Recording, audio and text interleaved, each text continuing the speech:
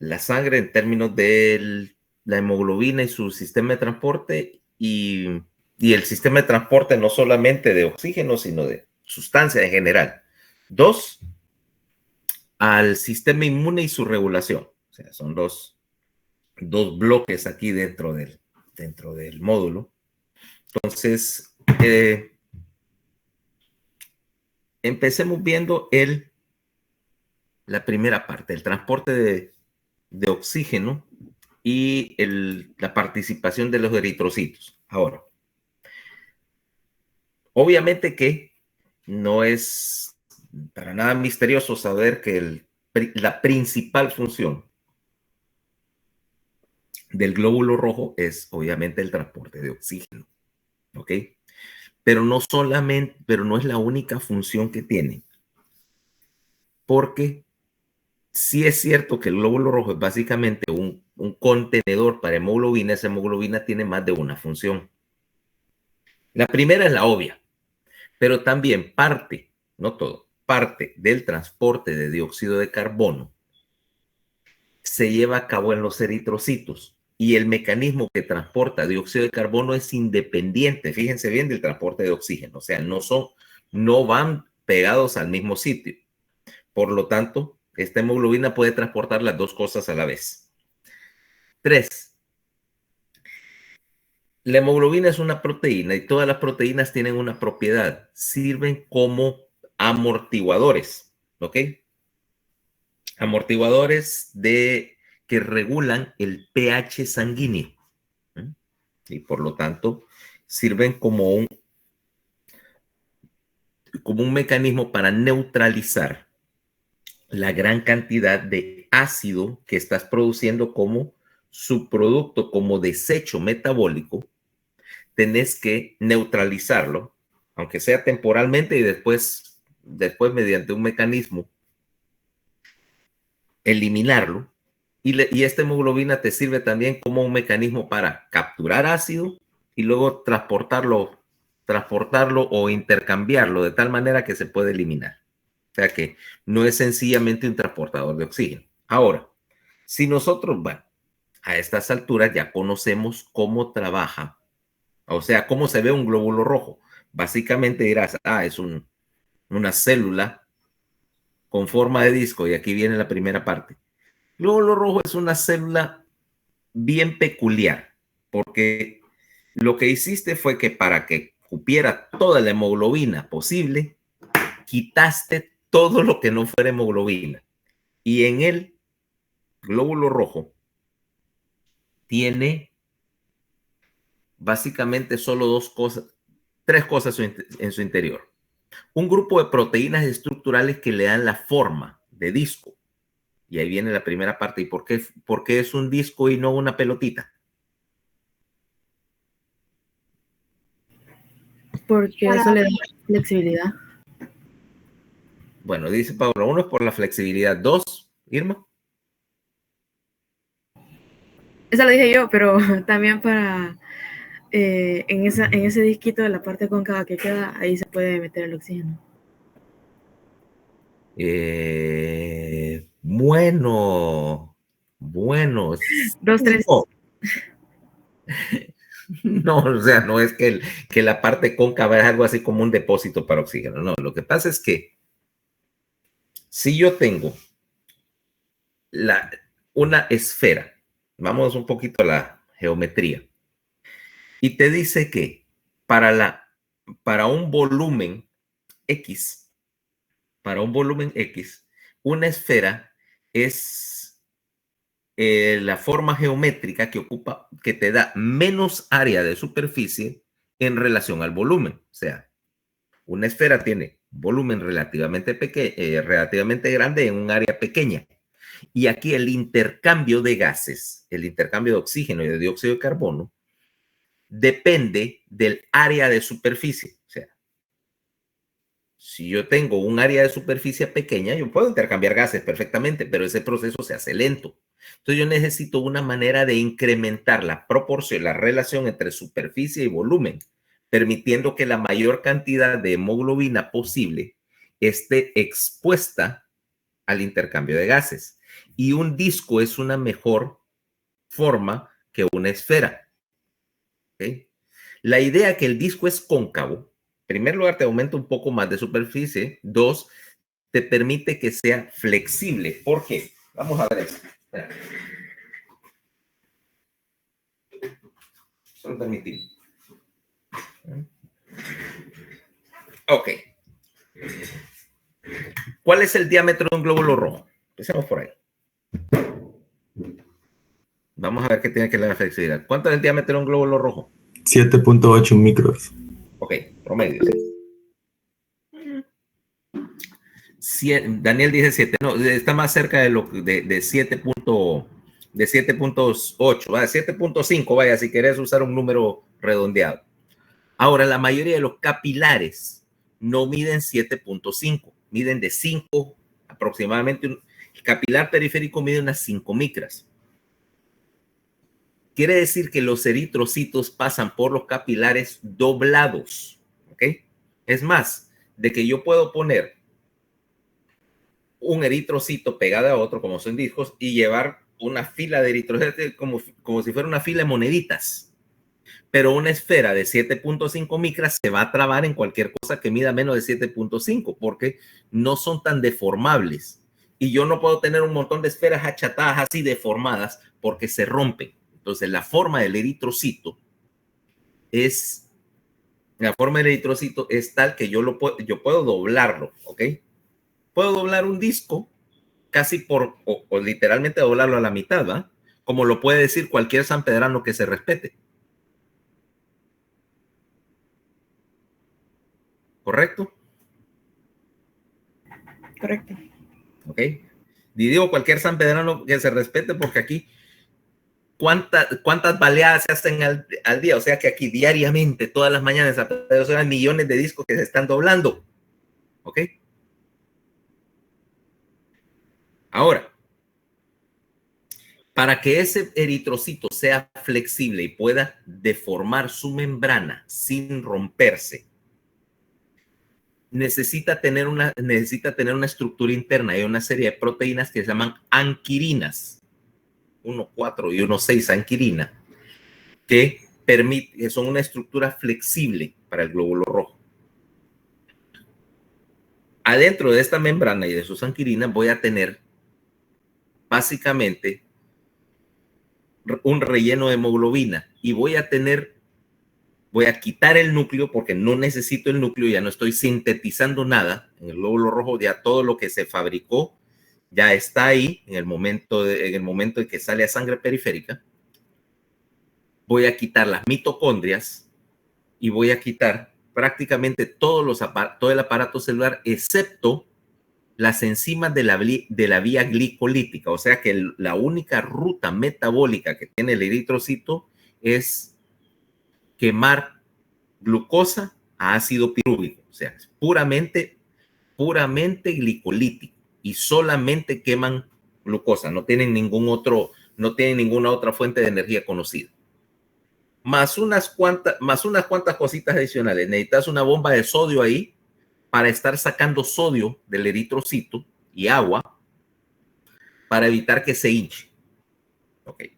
Y unos cuantos vías metabólicas ahí para mantener la hemoglobina en condiciones de funcionamiento. Okay. Una cosa se llama la vía del glutatión y otra serie de cosas. Pero básicamente son unas cuantas enzimas ahí y hemoglobina. Ok, ahora este eritrocito que tenés, bueno, vamos a ver que como básicamente es un contenedor para hemoglobina con sus accesorios para mantener esa hemoglobina funcional,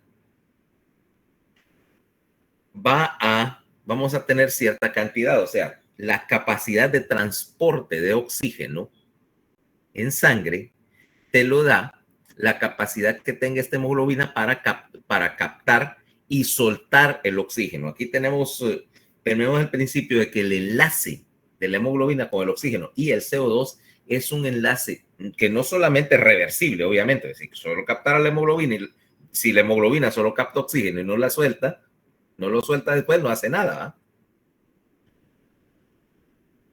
sino de que esta afinidad de la hemoglobina por el oxígeno es variable. Yo puedo ajustar, o puede cambiar la avidez que tiene la hemoglobina para captar oxígeno y también, por supuesto, la facilidad que tiene para soltar. Entonces, si la capacidad de transporte de oxígeno, en este caso es variable, vamos a hacer una serie de suposiciones. Primero, vamos a ver el número de glóbulos rojos. ¿Cuánto es cuando vos vayas vamos a pinchar a alguien, ¿no? Vamos a pinchar esta vez a Cristel, porque a Paola se marea cuando ve sangre. Quiere ser cirujana, pero se marea con la sangre. No, doctor. Ok, si vos sacas, Paola, vas a agarrar y le vas a tomar una muestra de sangre a Daniel. Por favor, con una jeringa, no se la vayas a sacar de nariz, así como el Chavo del 8, ¿ah? Y lo mandas al laboratorio, te va a enviar el laboratorio un reporte. Entre ellos te va a decir cuenta de glóbulos rojos. ¿Cuáles son los valores normales de la cuenta de glóbulos rojos? A ver, Daniel, eso cae directo en tu cancha. En varones de 4.5 a 5.5 por milímetro cúbico.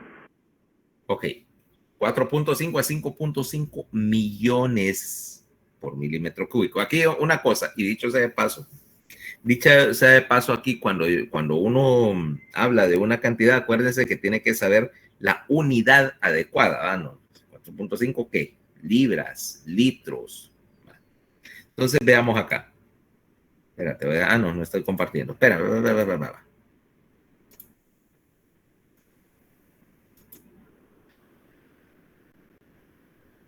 Ahora sí. Cuenta normal, o sea, número de glóbulos rojos. Lo que pasa es que esta cuenta va a variar con la edad y el sexo. Los valores que te voy a dar son para adultos y te dice que en la mujer,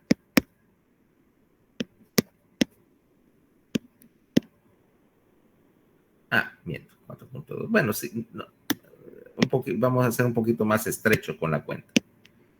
4.5 a 5.0 por 10 a la 6 millones.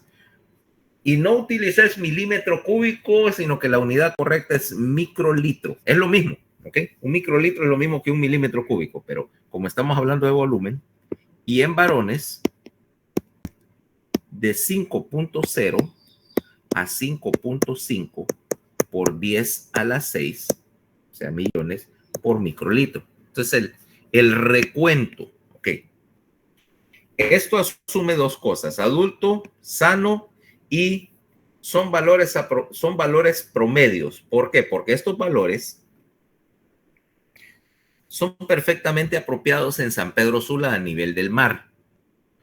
Pero si yo fuera a sacar esos valores, por ejemplo, y fuera a sacarle una muestra de sangre a alguien que vive en Oruro, ¿sabes dónde está Oruro?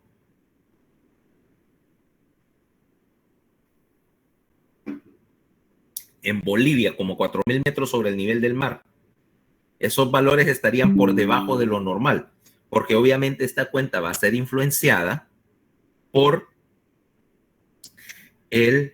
a estar influenciada obviamente por la demanda de oxígeno.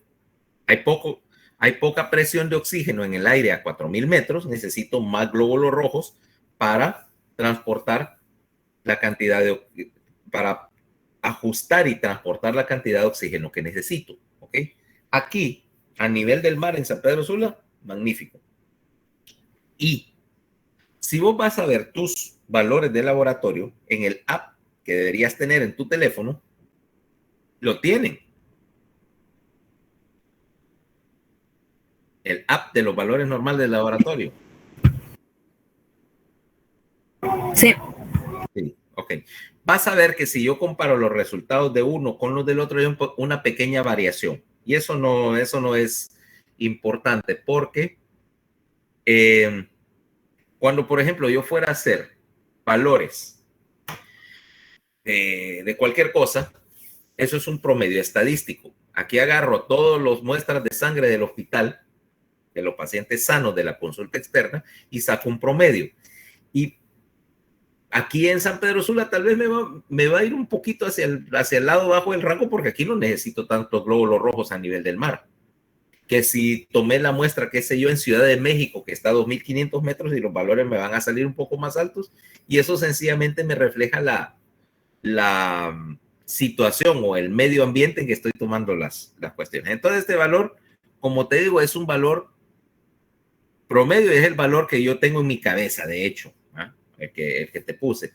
Pero no es que necesariamente, si vos me vas a decir, no, empieza en 4.6 en las mujeres, bueno, no pasa nada. Mientras no me digas que es 3 o 19, no importa. Ahora, si yo tomo, ese es uno de los valores básicos y es lo que llamamos el recuento de glóbulos rojos. Ahora, cada glóbulo rojo tiene un volumen, ¿okay? Ocupa un volumen dentro de la sangre. Y entonces vamos a tener el segundo valor. Si yo tomo esta sangre, tomo un tubito de sangre, tubito de ensayo, y tengo sangre, ¿okay? Aquí tengo sangre. Y este tubito, bueno, tapado obviamente, lo voy a dejar. El tubito tiene obviamente acá, tiene un anticoagulante. A ver, a esta vez me voy a meter con Carlos. Carlos, anticoagulante. ¿Cuál es el anticoagulante que se usa normalmente para los tubos que medís hemograma? El EDTA. EDTA, perfecto. Puedes usar Sí, varios. también depende. ¿Cómo? También depende porque depende si es para tiempos de coagulación, puede ser citrato de sodio, y si es para troponina, es litio. Es citrato de litio, y si es para gasometría arterial es heparina, ¿ok? Él funciona igual. La idea es que yo agarré un poquito de sangre y vamos a tomar tu tubo típico con EDTA, EDTA sodio, y lo voy a poner aquí, como dice, son las 8 de la mañana, saqué la muestra, dejé el tubito ahí en la cajita esa en que lo ponen ustedes, y vengo a las 4 de la tarde. ¿Qué pasó? ¿Qué pasó con la sangre?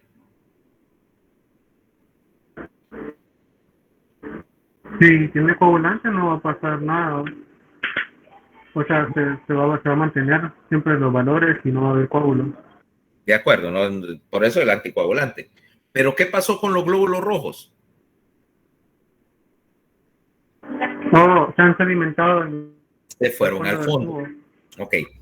La sangre, como no es una solución, sino es una suspensión de glóbulos rojos y otros chunches en el plasma, entonces los glóbulos rojos se van al fondo, ¿va? Ok. Para aquellos que no tienen sangre disponible que no tienen sangre disponible en sus casas, lo pueden hacer con el equivalente que es horchata o avena, ¿eh? Se hace fresco de avena y toda la avena se va al fondo. Lo mismo pasa acá con los glóbulos rojos.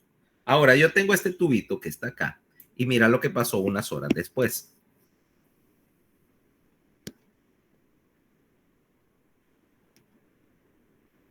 Bueno, la idea es que eso es un tubo de ensayo. Y tengo los glóbulos rojos aquí en el fondo.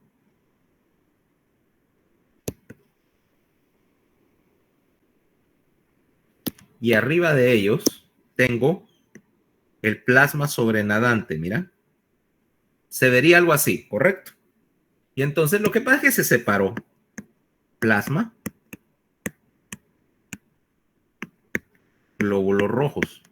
Entonces, si yo tuviera este tubito graduado y dijera que aquí, por ejemplo, hay 10 centímetros de sangre, para decirte, la columna, los glóbulos rojos van a ocupar la parte del fondo y me van a ocupar un porcentaje de la columna. O sea, ¿qué porcentaje de este volumen de sangre constituye glóbulos rojos? Eso es lo que vamos a llamar hematocrito. Y de hecho, la manera más simple de medir el hematocrito es precisamente hacer eso, agarrar un poquito de un tubito de sangre, dejarlo sedimentar y luego medir con un capilar, por ejemplo. Todavía tienen esos con una como reglita así, con unas grabaciones que uno pone el capilar y mide el hematocrito directamente. No, ya no, doctor, todo eso es sistematizado. No, yo sé que ahora probablemente tenés un aparato automático, un citómetro, y solamente lo pones y la máquina te imprime 10 segundos después, te imprime todos los valores, ¿eh? Pero antes lo que hacías es que agarrabas un capilar, ponías la sangre y lo dejabas sedimentar si tenías tiempo, si no lo metías en la centrífuga, y luego había algo así como una reglita que tenía una serie de líneas. Entonces vos ponías en la reglita hasta que llegaba al valor del menisco, el capilar, y de ahí leías la línea del glóbulo, o sea, lo leías directamente con una plantillita ahí para calibrar. Y tenía una ventaja, no necesitabas saber operar ninguna máquina, y era tan simple que hasta los estudiantes de medicina podíamos hacerlo, que era una de las trabajitos que tenías que hacer cuando estabas en la sala de pediatría, era tomar de muestra de capilar a los recién nacidos y medir los hematocritos cuando hacía falta. Se entendía que no ibas a llevar al laboratorio un capilar de sangre para que te midieran el hematocrito, porque era algo que se podía hacer. Entonces, ese hematocrito representa el porcentaje en sangre que está ocupado por glóbulo rojo. Entonces vamos a medirlo aquí. Nuevamente, hematocrito. Nuevamente dependerá del sexo y la edad, pero vamos a ver, mujeres. 42 a 47%. Fíjate que el hematocrito es un porcentaje, ¿okay? Y en los varones, de 47 a 52%. Nuevamente, aquí estamos hablando de valores típicos a nivel del mar. Si vos vas, por ejemplo, a Bolivia o al Tíbet, el hematocrito puede llegar a ser de 60%. ¿Ok? Normalmente no puede pasar mucho de 60%. ¿Ok? 60 es el límite de lo que es fisiológico, porque si subís el hematocrito mucho más de eso, el problema es que básicamente aumentas tanto la viscosidad de la sangre que no va a fluir para ningún lado, ¿eh? Lo que estás haciendo ya no parece sangre, sino que tiene la consistencia, qué sé yo, del Cerelac y ya no fluye. Entonces, más o menos el 60% es el valor máximo que vas a encontrar en condiciones fisiológicas. Y vos me vas a decir, bueno, ¿y cómo hacen en Tíbet si con 60% no les gusta? Bueno, vamos a ver que hay otros mecanismos para ajustar la entrega de oxígeno. ¿Okay? Pero en condiciones normales aquí, por ejemplo, vaya, te lo voy a poner, mi hematocrito, el último que me hice fue hace como 3 meses, decía 51%, ¿no? Magnífico. Asumiendo que el mío es un poquito más alto porque una buena parte de mi hemoglobina está inhabilitada por monóxido de carbono. ¿Ok? Inhabilitada por monóxido de carbono y lo sube un poquito, como 2%, para compensar. Ok, ahora, valor número 1, valor número 2. Si yo tomo un glóbulo rojo, también tengo un tercer valor que me va a interesar.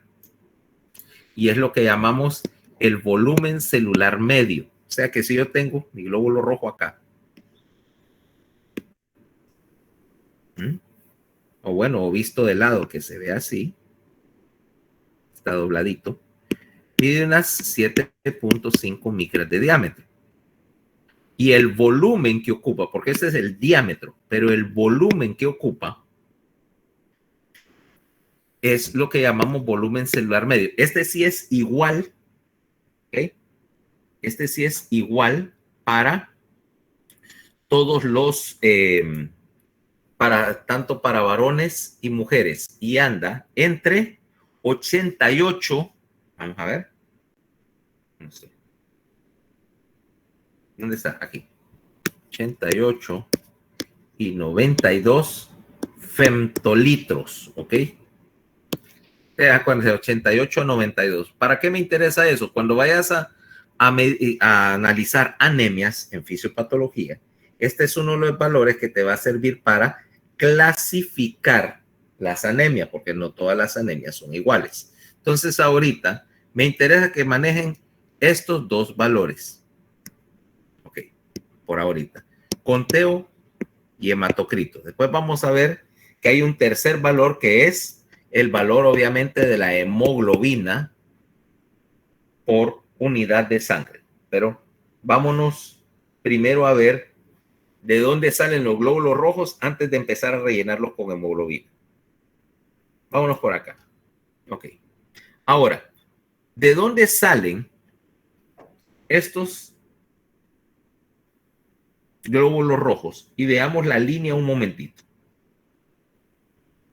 En tu médula ósea, originalmente tenés un montón de sitios de producción de glóbulos rojos. Empecemos desde el embrión. Y en el embrión, los primeros eritrocitos que tenés en la vida embrionaria no son los que tenés ahora, son eritrocitos con núcleo.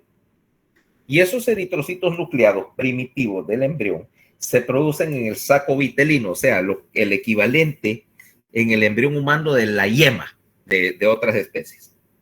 Pero posteriormente, unas células del saco vitelino salen y se van a migrar hacia el hígado.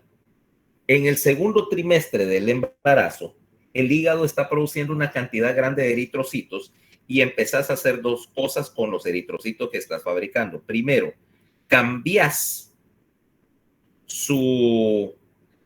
los eritrocitos de ser el tipo nucleado original primitivo a la forma definitiva que ya no tiene núcleo. Y dos, empezás a cambiar la hemoglobina. La hemoglobina en el eritrocito, originalmente esos eritrocitos nucleados tienen unas hemoglobinas que llaman Gower 1 y Gower 2. Cuando pasan al hígado, el gen de la hemoglobina Gower se desconecta y empiezas a producir otro tipo de hemoglobina que se llama hemoglobina fetal, que es la que vas a producir durante el resto de la vida intrauterina y hasta aproximadamente los 2 meses de edad, en cuyo caso cambias a tu hemoglobina adulta, que es lo que vamos a llamar la hemoglobina A, ¿sí? Que es la que tenés circulando ahorita en tus glóbulos rojos. Ahora, este hígado, que tiene importancia como productor de hemoglobina en el segundo trimestre, prontamente va a cambiar y vas a tener un poco de producción también en el vaso, pero después, en el último trimestre, ¿cómo se llama? El sistema o las fábricas de glóbulos rojos van a migrar del hígado y van a ubicarse en la médula ósea, la médula hematopoyética. Y aquí tenés, mirá lo que sucede. Originalmente tenés en todos los huesos largos, al inicio de tu vida, tibia, fémur, húmero, esternón, costilla, vértebras, pero conforme vas progresando a tu edad, y ustedes están más o menos aquí, mira, ves que los sitios principales de producción están en la porción esponjosa de las vértebras, en el esternón, poco menos en las costillas, y les falta aquí uno que es el sitio más importante en el adulto realmente, la cresta ilíaca. De tal manera que, por ejemplo, ustedes que tienen 20 años promedio, su producción de glóbulos rojos va a ocurrir en 3 sitios principalmente. El esternón, las crestas ilíacas y el hueso esponjoso de las vértebras. A mi edad, básicamente los únicos sitios que quedan son la cresta ilíaca y la vértebra. Mi esternón ya no produce glóbulos rojos en cantidad significativa. Ahora, quiere decir que este proceso de fabricación de glóbulos rojos es lo que vamos a llamar eritropoiesis. Y vamos a ver cómo viene desde el punto de vista de la línea celular. ¿Me están siguiendo? Si voy rápido, me avisan, ¿va? ¿Qué hice ahí? Si voy rápido, me avisan. Porque asumo que algunas de estas cosas lo vieron en histología, creo. ¿O no? Sí, es cierto. Relativo, doctor. Estaba en la programación. No. En la programación yo puedo aquí ver, qué sé yo, el desarrollo de los motores cohetes soviéticos, pero eso no quiere decir que lo vayamos a ver en la clase. Bueno, pero lo estoy diciendo, estaba en la programación. Ok. Dice David que si la cresta es la que más produce, sí. En este momento, ya ahorita que terminaron su adolescencia, la cresta ilíaca es el principal sitio productor de glóbulos rojos, es la médula eritropoyética, ¿ok? Por excelencia, acá. Como te digo, todavía asumo que a tu edad todavía tenés algo de producción residual en el esternón, pero no creo que llegue al 20% de tu masa eritrocitaria. Y en mi caso particular, yo ya no tengo producción external, ya solo tengo esencialmente toda en la cresta y una pequeña producción en la porción esponjosa de las vértebras. Acordate, eso es en circunstancias fisiológicas. No quiere decir que ese esternón se muera completamente, sino que bajo el estímulo apropiado o en situaciones de emergencia, yo puedo empezar a producir glóbulos rojos, no solamente en el esternón, sino incluso, por ejemplo, en el hígado. De nuevo, es lo que llamamos hematopoiesis extramedular. Si tenés, por ejemplo, unas pérdidas anormales de glóbulos rojos, porque tus glóbulos rojos son anormales o están siendo destruidos, eventualmente vos puedes volver a activar todos estos sitios que te decía, el hígado, las crestas, el maxilar, el diploide del cráneo. Pueden producir, en teoría, son productoras de glóbulos rojos. En la práctica no son necesarias, sino que solamente entran en función cuando los sitios normales son insuficientes. ¿Ok? Básicamente, respuesta de emergencia. Permitirme que está.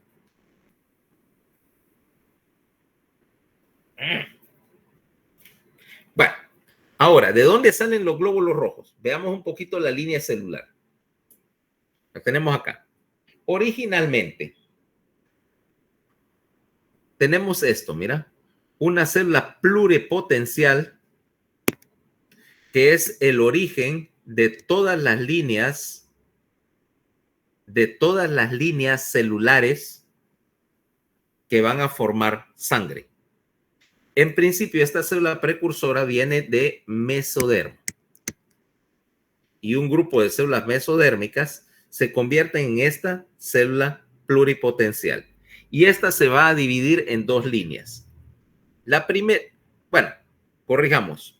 Parte de ellas queda siempre como célula pluripotencial. Vaya, célula madre, como le quieren decir ahora, ¿va? Su nombre correcto es esto. Células pluripotenciales hematopoyéticas. Quedan en reserva, mira. Por si algún día tengo que activar la producción. Y se va a dividir en dos líneas. La línea azul, que me va a dar células de la médula, y la línea negra que migra hacia el tejido linfoide y se convierte en esta célula precursora linfoide. Y esta célula linfoide se va a dividir en dos ramas. Los linfocitos T, los linfocitos B y uno más que falta acá, la célula NK. Esto es parte, esta línea negra nos vamos a meter con ella cuando hablemos del sistema inmune. De ahí la línea azul migra hacia la médula ósea, la médula hematopoyética. Y aquí, si te das cuenta, empezó por una fase intermedia en el embrión,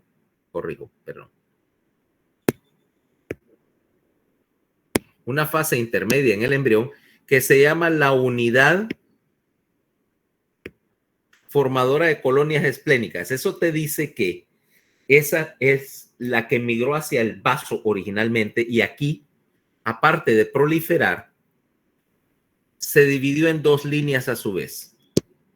La primera es esta línea que me va a formar, mira, las células inmunes y las plaquetas. Me forma esta que forma unidad formadora de colonias de granulocitos y se convierte, mira, por maduración, cosa que vamos a ver después, en granulocitos monocitos, que es lo mismo. Aquí les pusieron macrocitos, vamos a poner en macrófago. En macrófagos tisulares, otra me va a formar la unidad de formadora de colonias de megacariocitos que me va a dar la línea de las plaquetas. Y esta que es la que me interesa, la unidad formadora de colonias de blastos que va a empezar a proliferar y empieza a formar un montón de colonias de lo que vamos a llamar proeritroblastos, que a su vez van a pasar por otra fase de desarrollo y convertirse en una unidad formadora de colonias de eritrocitos. O sea, de estas empiezan a multiplicarse y luego se empiezan a diferenciar y empiezan a pasar por el proceso de transformación que nos va a llevar a los eritrocitos, ¿ok? Fíjate bien, conforme vas moviéndote a lo largo de esta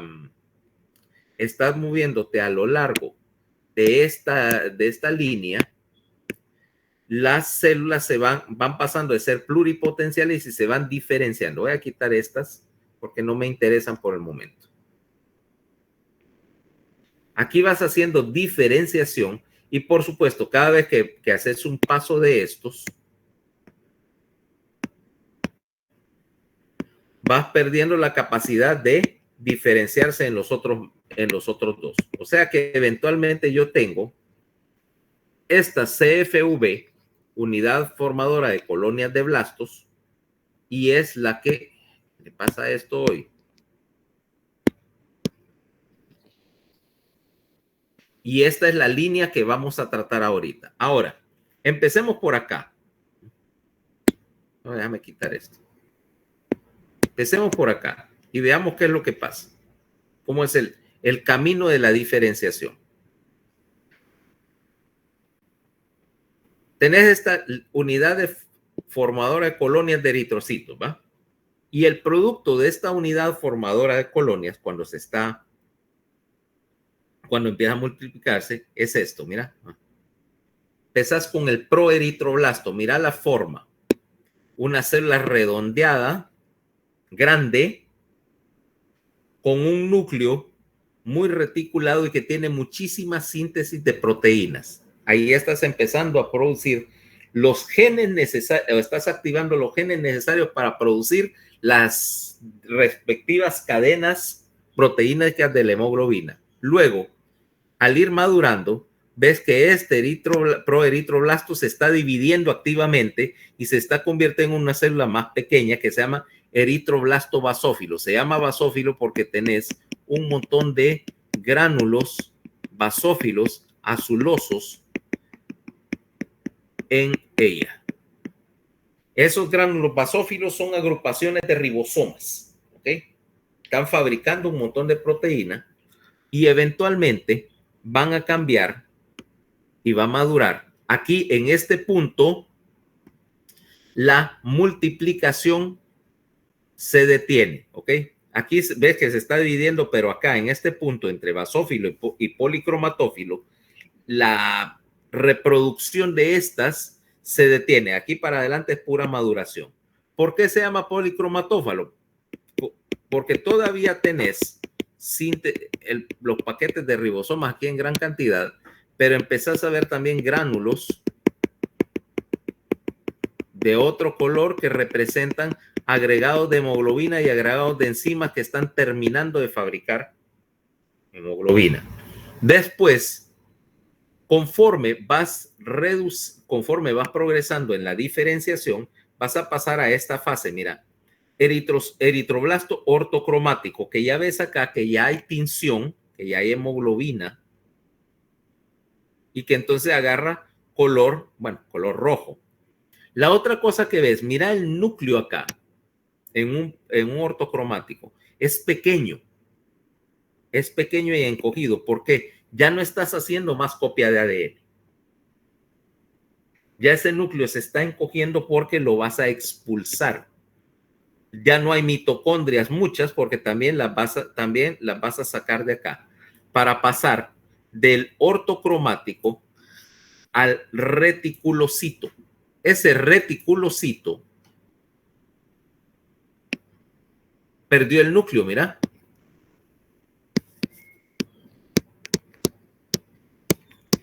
Perdió el núcleo y este reticulocito es un glóbulo rojo, lo único que todavía no está terminado. Y se llama reticulocito porque aquí vas a encontrar que está esta red.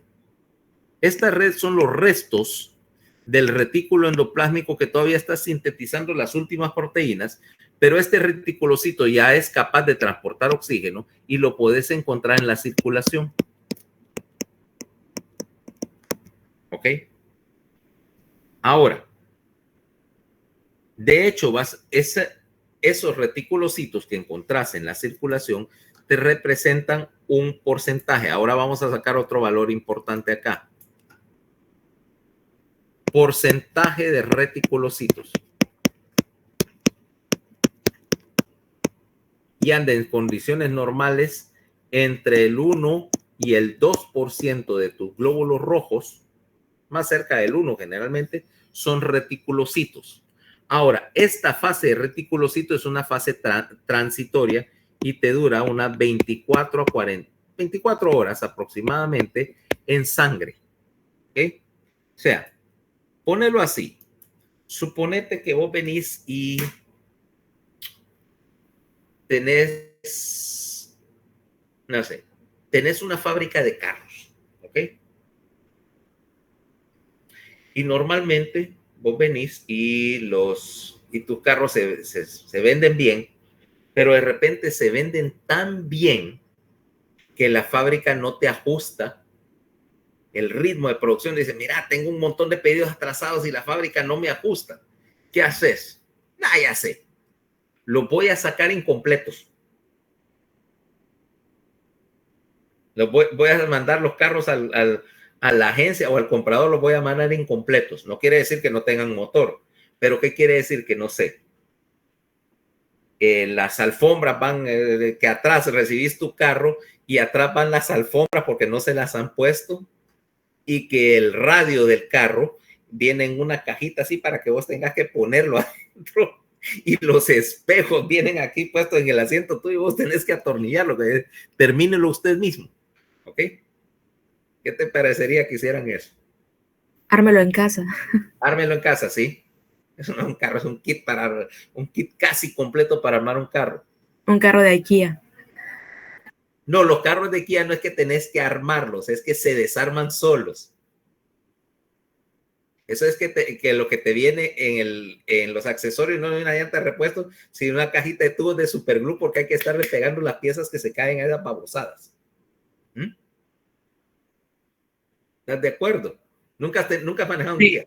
Sí. No, carro de IKEA. De IKEA. Ok.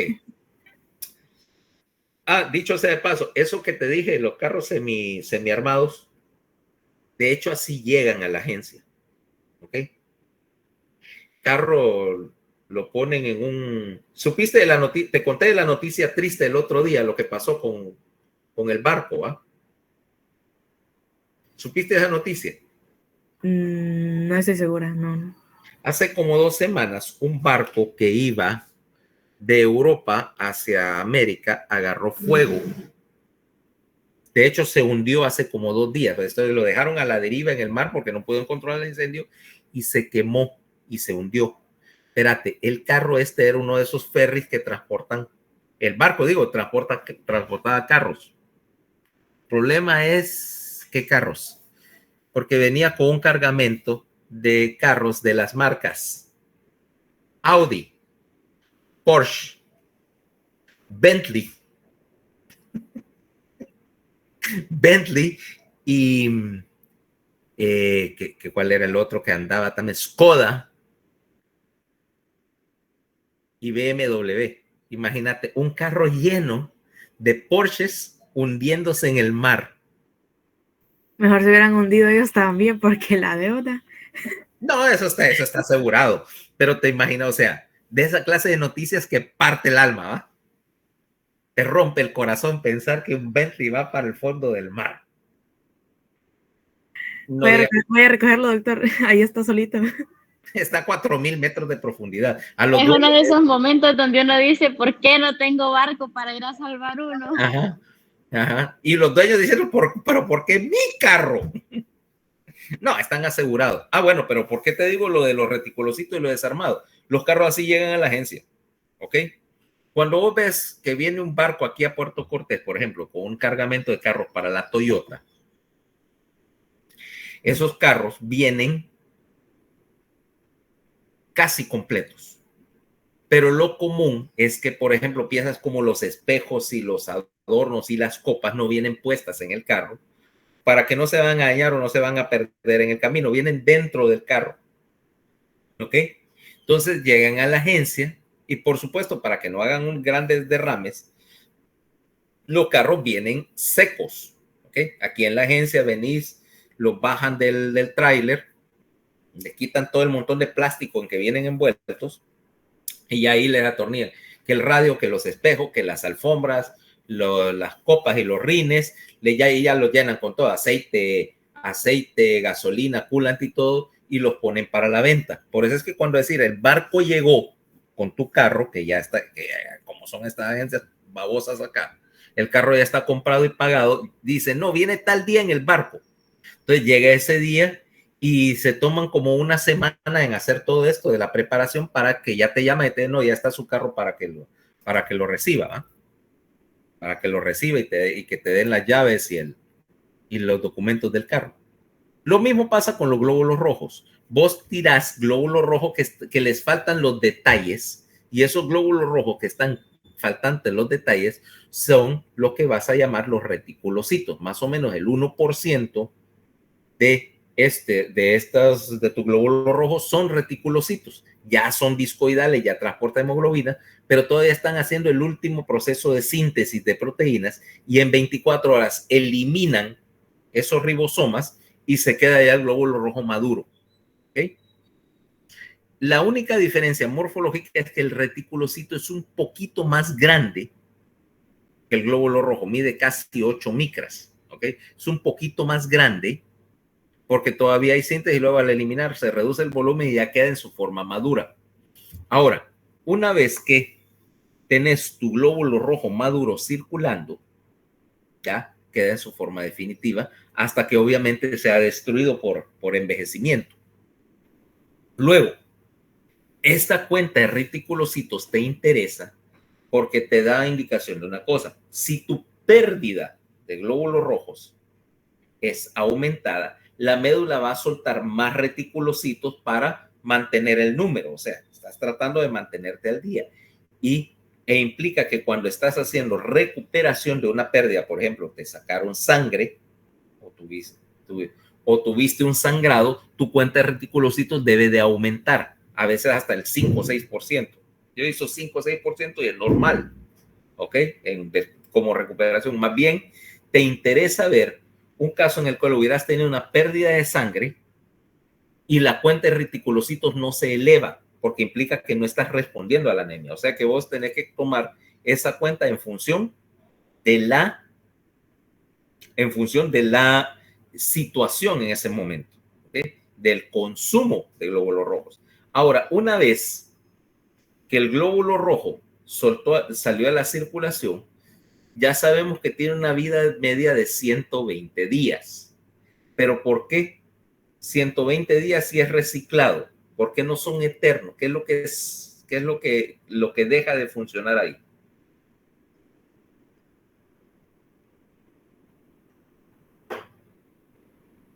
Podría ser porque constantemente se está produciendo más y hay que desechar para mantener el volumen. No, se está produciendo más porque se están desechando, es al revés. O sea, yo estoy reponiendo las pérdidas. Podría ser porque pierden su flexibilidad. Exactamente. El glóbulo rojo, conforme va circulando por el sistema y se está flexionando, eventualmente cualquier cosa que se flexione se va a ir deteriorando. ¿Okay? En particular, las anquirinas de la superficie, después de mucho flexionarse, se van rompiendo. En todo el glóbulo ya no puede mantener la forma de disco y tiende a una de dos. O incluso la anquirina perfora la membrana y entonces literalmente tenés así como los sillones viejos que se le salen los resortes, ¿ok? Y no sé ustedes, pero eso era tradicional cuando uno era estudiante de medicina, que amueblaba su casa con los muebles que botaban de la casa de los padres, ¿va? Entonces no había ninguno de nosotros que no tuviera un sillón que se le estuvieran saliendo los resortes, ¿va? Entonces, eso, y dos, aparte de que perforan la membrana, empieza a perder la forma de disco y tiende a hacerse esférico. ¿Okay? Como no tiene la proteína que lo mantenga así, empieza a hacerse esférico. Esa es una señal para que en el sinusoide del vaso, la célula del sinusoide detecte estos eritrocitos envejecidos, los capture y los fagocite para rescatar el hierro de la hemoglobina y los aminoácidos de la hemoglobina. O sea, estás desarmando hemoglobina para recuperar los aminoácidos, para recuperar el hierro y fabricarse un glóbulo rojo nuevo en sustitución. Ahora, perdón, me olvida que eso lo... Entonces ahora, estamos acá, mira, ya en la fase de eritrocito, ya en condición de un eritrocito maduro. Ahora, ¿cómo vamos a saber primero, cuánto podemos transportar de oxígeno en un glóbulo rojo? ¿Ok? En primer lugar, eso depende de cuánta hemoglobina yo puedo acumular en un glóbulo rojo. Y en general, como obviamente ahí tengo que poner ¿dónde estoy? Acá. Como yo tengo que rellenar ese glóbulo rojo de hemoglobina, pero también tengo que dar espacio para, no sé, agua, sodio y otras cosas, tengo otro valor. La concentración de hemoglobina corpuscular media. ¿Qué porcentaje del glóbulo rojo está ocupado por hemoglobina? Y el valor anda entre el 32 y el 34%. ¿Ok? Quiere decir que de un glóbulo rojo acá, aproximadamente un tercio está ocupado por moléculas de hemoglobina. Resultado, si yo sumo toda la hemoglobina que esté en todos los glóbulos rojos, voy a sacar un valor, el de hemoglobina en sangre. Y este valor de hemoglobina implica la suma de toda la hemoglobina que está en todos los glóbulos rojos. ¿Ok? Y los valores otra vez van a depender, por supuesto, del sexo.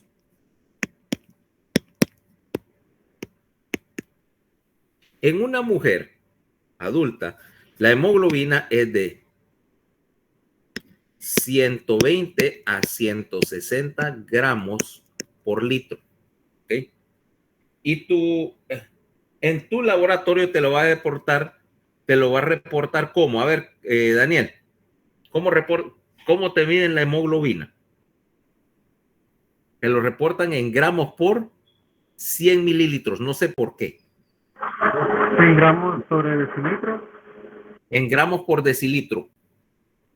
Eso es lo que normalmente, acordate que si te lo dan en gramos por decilitro, yo te lo estoy diciendo en gramos por litro, ¿ok?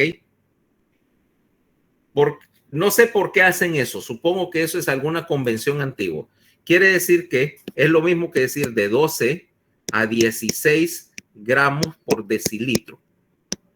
Gramos por litro es la unidad del Sistema Internacional Científico de Medidas, pero el laboratorio utiliza generalmente estos valores, gramos por decilitro. Nunca entendí por qué, ¿ok? ¿Por qué usaron decilitros en vez de litros?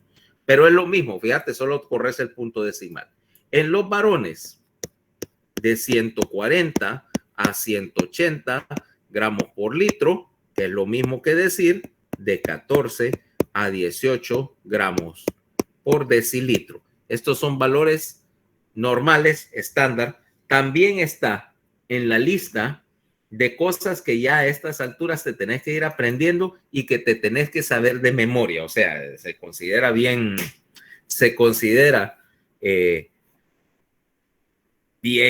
una idea bastante mala que tenga que buscar esos valores básicos del hemograma en un libro de constante ya cuando estés adelante de la carrera. Ahorita todavía te lo paso. Pero ya en sexto año de medicina y no me puedes leer un hemograma, adivina cuál va a ser tu próximo destino.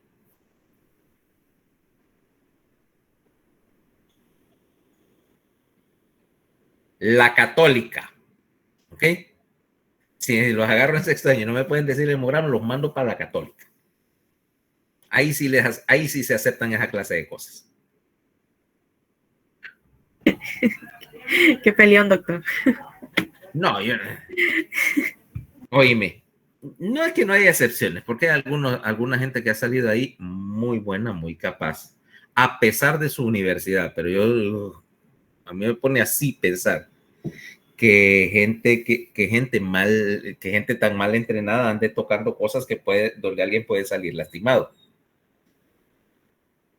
Y yo no tengo nada en contra de los alumnos de ahí.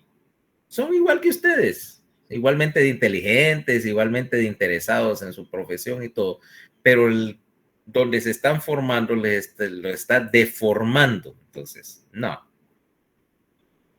porque mira, uno tiene que hacer la cosa más o menos simple para ello, pero no puedes hacer la medicina demasiado fácil porque entonces le quitas la sustancia. Y aquí sí, lo que no sabes, ¿has oído esa frase, va? Lo que no sabes te puede lastimar. Sí, le escuché.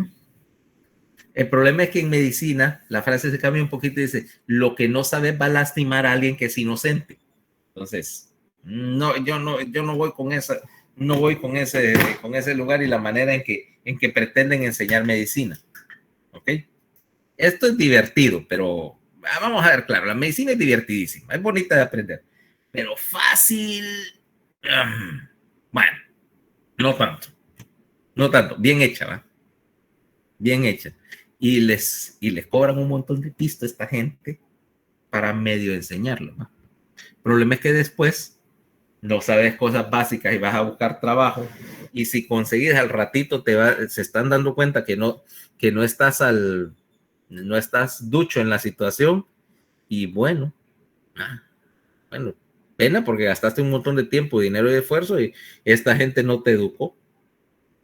Entonces ahora, si nosotros estamos diciendo que esta hemoglobina entonces tiene un valor ya determinado, entonces, ¿cuánto oxígeno? Porque al final a lo que se reduce todo esto es cuánto oxígeno yo puedo transportar en ¿cómo se llama?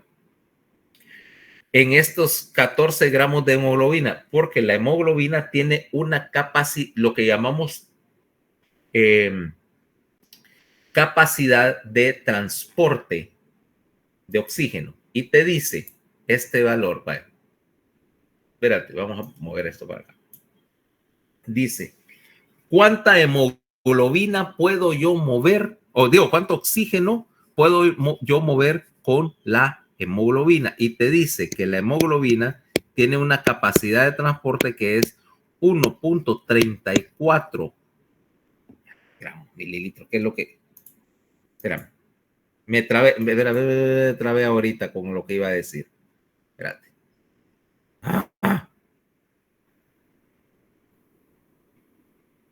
Sí. Ya me acordé. Cada gramo de hemoglobina puede transportar 1.34 mililitros de oxígeno por un gramo de hemoglobina. Mira. Esto es lo que llamamos capacidad de transporte. Quiere decir que, por ejemplo, tomemos este caso. Un varón y digamos el promedio, digamos 160 gramos en un litro de sangre, de hemoglobina, en un litro de sangre normal. Estamos hablando de un varón. Y yo digo, entonces, 1.34 por 160. Quiere decir que cada litro de sangre me transporta, vamos a hacer la matemática,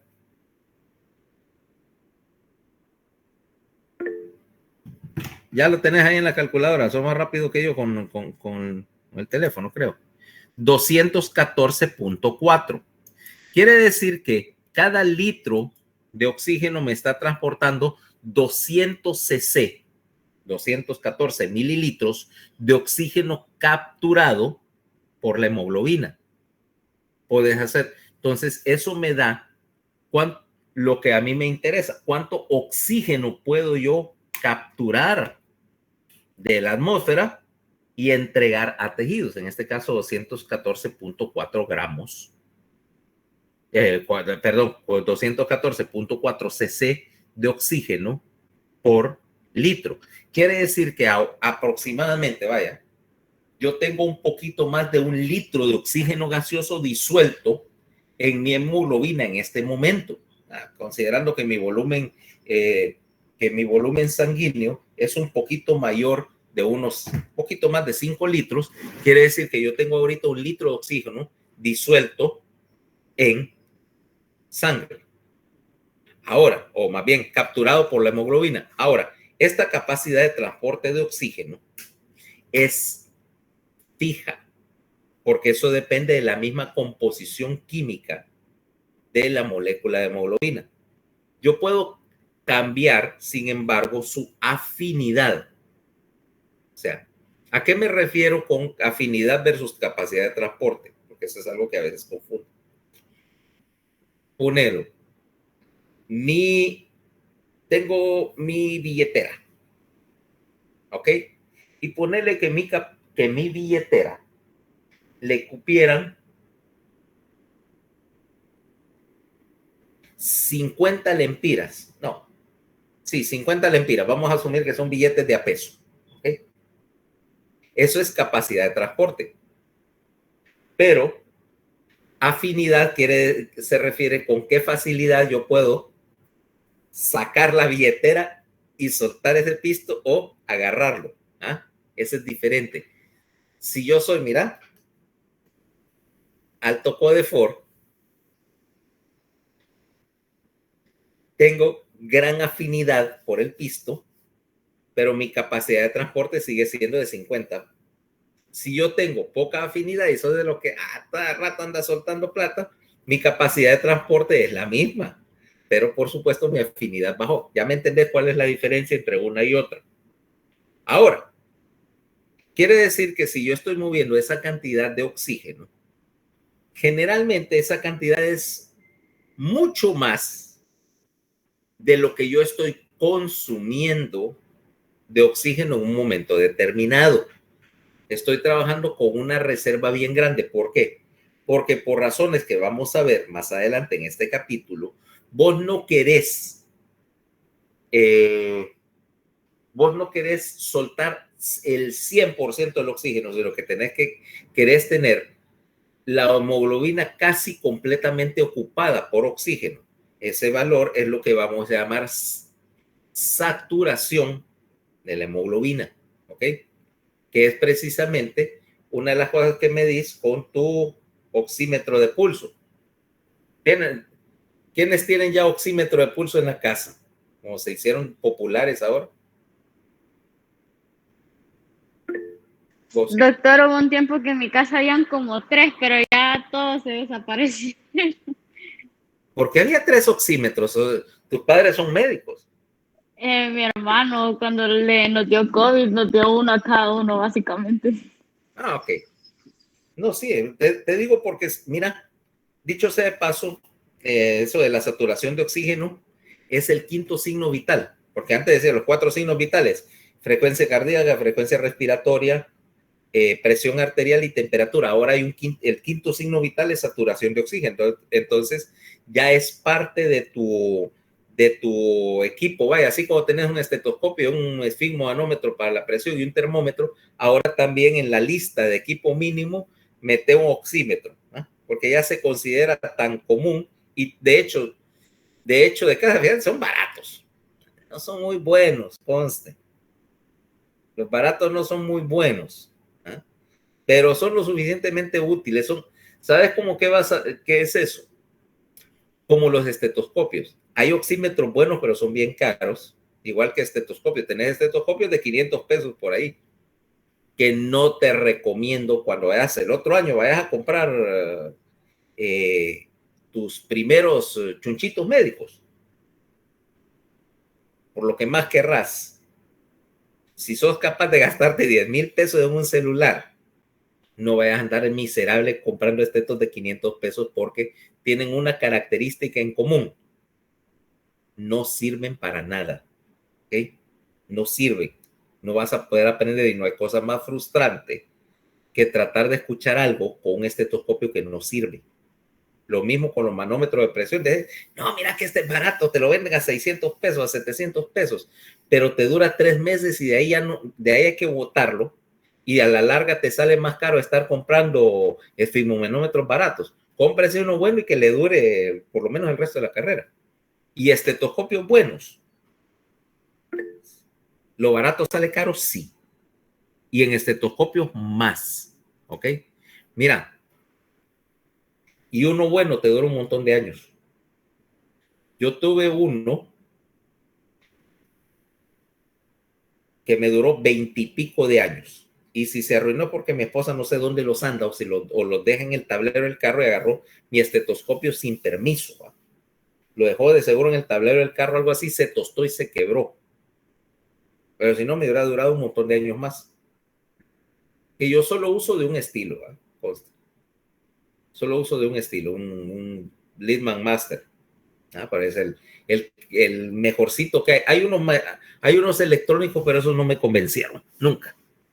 Pero bueno, sí, mejor gastate el pisto de una sola vez y que te dure toda la carrera, y la única manera que ese estetoscopio no lo uses es porque te lo roben, ¿va?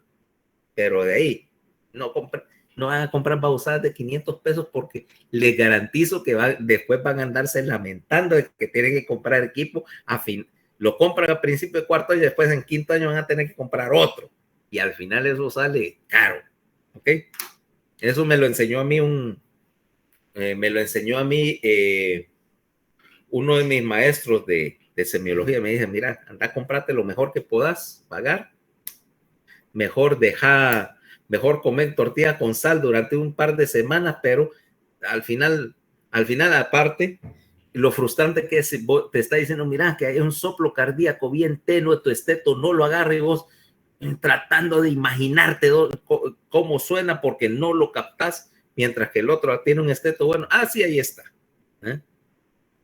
Entonces, bueno, pero regresando al asunto, vos querés mantener esos valores de saturación bien cerca del pico, porque veremos después que la saturación de la hemoglobina no es un valor lineal, ¿ok?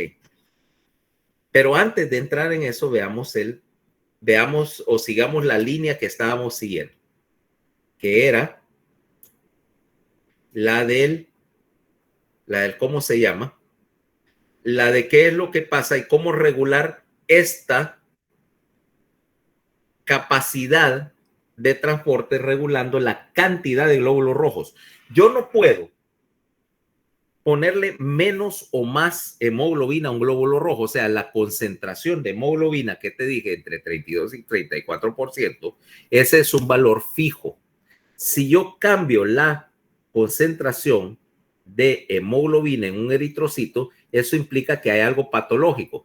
Por ejemplo, aquí tenés este caso, ¿va? Por ejemplo, las anemias microcíticas hipocrómicas, en donde, mira qué es lo que pasa, un glóbulo rojo pálido que casi no tiene hemoglobina. ¿Ah? Es tu típica anemia por deficiencia de hierro, por ejemplo. Entonces, ¿qué es lo que tenés? Veamos un momentito las anemias. No voy a tratar el tema de anemias, sino que aquí tengo 4 mecanismos diferentes de producción de anemia, solo para que veas. Por ejemplo, anemia microcítica hipocrómica. Tu producción de células está bien. O sea, estás produciendo suficientes células, pero no tenés los recursos o los medios para producir hemoglobina, y entonces estás mandando células vacías y más chiquitas, porque si no están rellenas de nada, tienes que ser más chiquitas. Típica anemia esta, por ejemplo, deficiencia de hierro, intoxicación por plomo, también se ven así. Luego tenés esta otra anemia, dice anemias megaloblásticas. El mecanismo de producción o de desarrollo de la línea celular está fallando, aunque la producción de hemoglobina está bien. Entonces tenés, mira, pocas células, pero más grandes en un intento de compensar. Esta incluso tenés un blasto, porque esta la tuviste que mandar tan inmadura porque no completaste la maduración, y entonces, mira, mandaste un glóbulo rojo incompleto. Y entonces células grandes con cantidades variables de hemoglobina, etcétera. Típico esto, deficiencia de vitamina B12 o de ácido fólico. En este cuadro tenés, mira, anemias falciformes. Anemia falciforme en la cual este mecanismo está bien, pero estás fabricando una hemoglobina defectuosa. En este caso se llama hemoglobina C o hemoglobina S. Hay 2 tipos, ¿va? La hemoglobina que mandaste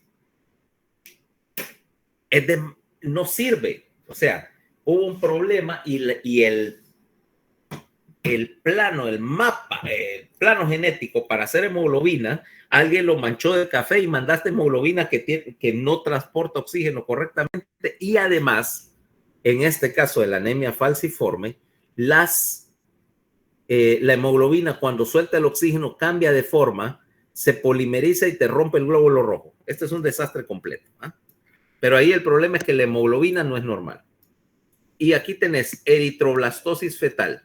Estás produciendo glóbulos rojos adecuados y correctos, pero hay algo que los está destruyendo, y como estás destruyendo tantos glóbulos rojos, tuviste que mandar glóbulos rojos incompletos a la circulación porque era lo único que tenías, ¿ok? Y aquí vas a tener eritroblastosis, vas a tener también este tipo de anemias que se llaman anemias hemolíticas, en la cual estás destruyendo el glóbulo rojo, ¿ok? O sea que esos son tus 4 tipos básicos o los 4 mecanismos básicos de producción de la anemia. Doctor, entonces esos eritrocitos, eritroblastos serían que se mandan incompletos, igual no servirían de nada, solo estarían ahí de relleno, ¿verdad? Aunque se manden. Aquí ya hay algo de producción de hemoglobina, lo que pasa es que no están llenos todavía. Pero mira, eso es como en aquellas películas de guerra, ¿eh? Donde viene, no sé, viene el ejército alemán adelante de vos, y bueno, viene el ejército alemán a atacarte, y de repente no tenés suficientes tropas, y entonces decir, bueno, ¿y ahora qué hacemos? Agarrar lo que tengas, y entonces empezás a agarrar un montón de armas y dársela a los cocineros, a los choferes, a la secretaria. Le das un lanzagranada a la secretaria, porque bueno, no son soldados, pero lo que más se parece. Lo mismo está pasando cuando estás viendo cuando estés viendo un blasto saliendo a la circulación en una anemia. Lo que estás viendo es que la médula está haciendo todo lo posible, está sacando lo que tenga. Porque dice, bueno, es que esta solo es 1% de hemoglobina, no transporta casi nada. Bueno, pero uno es mejor que nada, mándelo, ¿ok?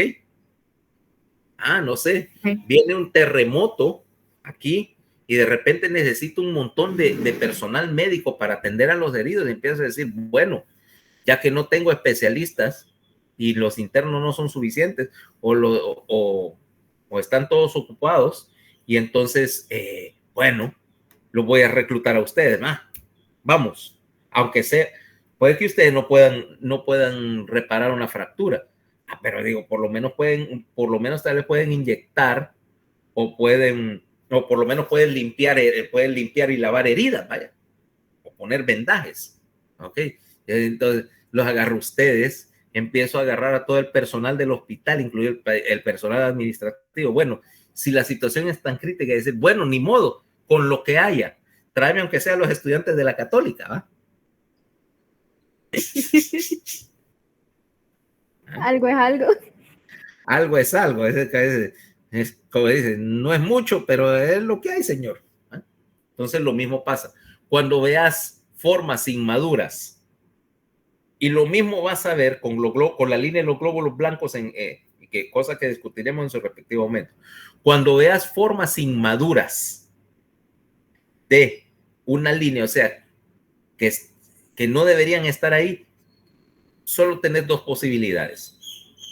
Que sea respuesta porque estás consumiendo tanto que tenés que sacar lo que tenés disponible, o que literalmente estás produciendo, que hay alguna patología y que entonces se trastornó la maduración que tenés. Por ejemplo, la otra cuestión que pudieras tener blastos en sangre, que tuvieras alguna de las leucemias. Pero bueno, esos son casos que no nos vamos a meter acá, porque ese es otra enredadera ahí. Pero si ahorita lo que me interesa, ¿ves reticulocitos? Respuesta a la anemia. ¿Ves blastos? Respuesta extrema y probablemente destrucción extrema de glóbulos rojos, al grado que tenés que sacar incluso lo que nunca debió salir a la circulación. Ahora, ¿cómo regulo yo en condiciones normales? ¿Cómo regulo yo en condiciones normales cuántos glóbulos rojos y cuánta hemoglobina sacar a la circulación? Porque entonces necesito un mecanismo sensor para regular la producción de glóbulos rojos y hemoglobina, y el principal factor que tengo es los niveles de oxígeno en tejidos. Ahora, en particular, porque de hecho eso hace como unos 10 años más o menos se terminó de descubrir el mecanismo, y a los investigadores, un par de japoneses les dieron el Nobel de Medicina por detectar todo este mecanismo de lo que se llama detección de oxígeno. Todas las células tienen una serie de proteínas que son sensibles a la concentración de oxígeno y que son capaces de hacer que esta célula secrete mediadores, por ejemplo, óxido nítrico, que son capaces de dilatar los vasos sanguíneos para proveer oxígeno a corto plazo. Pero en particular, en el riñón, hay un grupo de células que se llama la mácula densa. La mácula densa está, a ver dónde, a ver quiénes prestaban atención en histología. Yo sé que es difícil. Está la mácula densa. O sea, está preguntando si en la corteza de la médula o en los túbulos contorneados. Ajá, ¿en qué parte de la nefrona? Bueno, el sistema de colector, el de los túbulos. La mácula densa está, ok, acordate que el túbulo distal retorna, ¿va?, hacia arriba. Si estás por ejemplo, en la corteza, tenés el glomérulo, el túbulo baja para formar el asa y retorna, ¿ok? Retorna para hacer el túbulo distal y unirse al colector. Ahí tenés la mácula densa. En ese sector, y el aparato yuxtaglomerular, ya te ubicaste dónde estás. En ese sector, y en particular en las células de las nefronas medulares en el riñón, la mácula densa tiene un grupo de células que tiene un sensor de oxígeno. Y este sensor de oxígeno, cuando detecta que los niveles de oxigenación en tejido van bajando, es capaz de producir una hormona, eritropoyetina. La eritropoyetina es la señal que utiliza la médula ósea para inducir o encender la producción de glóbulos rojos. Vos vas a mantener una producción de glóbulos rojos o de masa eritrocítica basado en el principio de que querés mantener constantes los niveles de oxigenación y constantes los niveles de eritropoyetina. Ahora, la eritropoyetina solo es uno de las 3 sustancias que me van a inducir la fabricación de glóbulos rojos. La segunda sustancia que es necesaria para que estés fabricando y sacando glóbulos rojos a la circulación es hormona del crecimiento, ¿ok? En ausencia de hormona del crecimiento, los niveles de hemoglobina bajan. No tanto, porque es un factor secundario, ¿ok? Si no hay eritropoyetina, si haces una anemia bien profunda. Si haces una anemia bien profunda, porque es el estímulo primario. Pero incluso en presencia de eritropoyetina necesitas un poco de hormona del crecimiento para estimular la síntesis de proteínas, en particular la síntesis de hemoglobina, para rellenar ese glóbulo rojo. El tercer factor es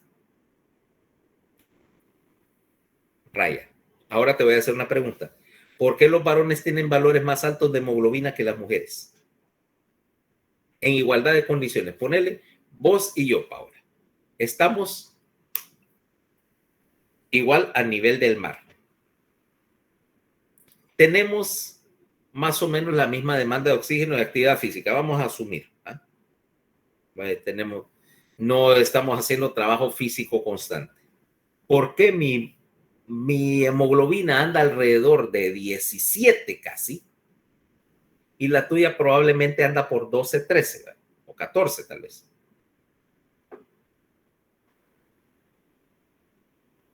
¿Qué es lo que tengo yo que vos no tenés?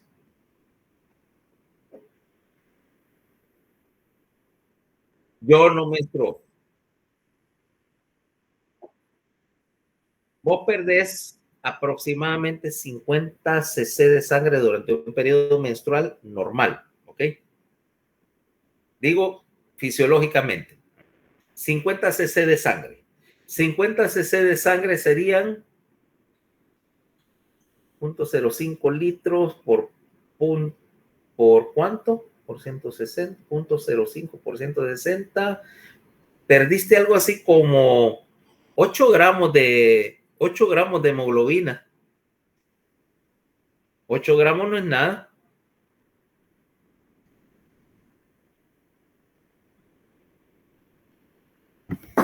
Si está diciendo, perdón por el ruido, si está diciendo que tenemos las mismas necesidades de oxígeno, ¿no serían como que factores hormonales los que afecten eso? Exactamente, la diferencia y el tercer factor que te estimula la producción de glóbulos rojos es testosterona, ¿ok? Como mis niveles de testosterona son más altos que los tuyos, yo tengo una inducción más potente de la producción de glóbulos rojos. De hecho, vos tenés, por la misma razón, parte de tus estrógenos, ¿ok? Producidos por el ovario, se convierten periféricamente a testosterona en el hígado en general, porque necesitas esos pequeños niveles de testosterona para mantener 2 cosas. Uno es tu producción de glóbulos rojos. 2 es ¿cómo se llama? 2 es el mantenimiento de tu masa muscular, fíjate. Bueno, masa muscular, ¿ok? Pero sí, si yo te quito ese aporte hormonal, tus músculos o lo que pasa por ellos se atrofian.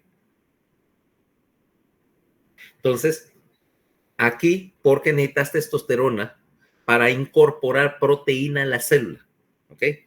Activa una serie de receptores nucleares que tienen que ver con el estímulo de la síntesis de proteínas. Entonces, ahora tenés aquí, bueno, vamos a ver el mecanismo. Mira, tenés el ciclo de la eritropoyetina. Normalmente, niveles de oxigenación tisular. ¿Qué lo reduce? Pérdida de sangre, anemia, trastornos del flujo sanguíneo, hemoglobina baja o ¿cómo se llama? O desfuncionalizada o disfuncional. ¿Ok? Por ejemplo, metahemoglobina, hemoglobina envenenada. Ya mañana vamos a hablar de eso. Reduce la oxigenación. Cuando reduce la oxigenación, se reduce.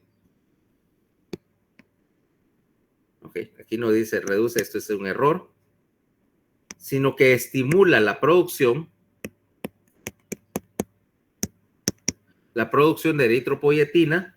La eritropoyetina hace que la célula precursora empiece a multiplicarse y empiece el camino de la diferenciación hasta que produce suficientes glóbulos rojos y normaliza la oxigenación. Quiere decir que aquí, perdón, más.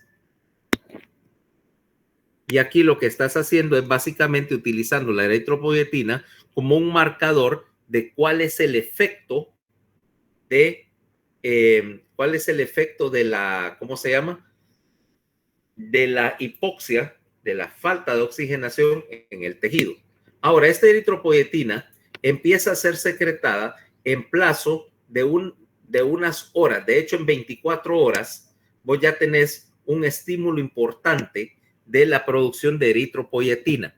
Cuando vos tenés, por ejemplo, veamos un caso, sangrado, y bajaron tus niveles de oxigenación, en 24 horas, vos ya estás aumentando tu producción de eritropoyetina para empezar a recuperar las pérdidas. Entonces, eso es pasado los ajustes de volumen que pasan en las primeras 24 horas, de ahí empezás a fabricar, vas a empezar a fabricar eritropoyetina y empezar a desarrollar tus, ¿cómo se llama? Tus células sanguíneas, empezar a producir más glóbulos rojos y aumentar los procesos que te fabrican la hemoglobina. ¿Ok? Entonces, veamos qué es lo que pasa con la hemoglobina ahora. La proteína transportadora de oxígeno. Ah, no, ya son las 10. Bueno, mañana vamos a seguir. ¿Ok? Para los que estén preguntando, ¿cómo se llama? ¿Dónde va a ser la reunión mañana? Todavía no me han contestado. Si en todo caso, mañana a la hora de la clase, yo les voy a decir, miren, que me prestaron tal aula o si no, vamos a estar en tal oficina. Y ya de perdida, si no, sí, porque siempre pasa que no, que está ocupado, que hay mucho ruido, ahí cuando lleguemos nos ponemos de acuerdo, ¿ok? Para la revisión. Está bien, doctor. Que Cheque. tenga feliz día. Ok, bye.